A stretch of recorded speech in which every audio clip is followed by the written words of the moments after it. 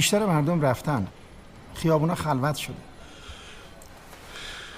چرا پنجره میری مراقب خودتون باشید. رجبی عباسی مشقی میزنن رو اولاد دودزا. از اسلحه خونه بگیر. منم اشکابم. آقای عابدی پایگاه سقوط کنه اسلحه ها بیفته دست اینا تهران میشه تگزاس. بده بابا جنگی بزن چتاشون رو بکشیم همه فرار میکنن دیگه. چیز نمیام. یا شما هیچ کاری نمیکنید. فقط سر. به کارتون برسید.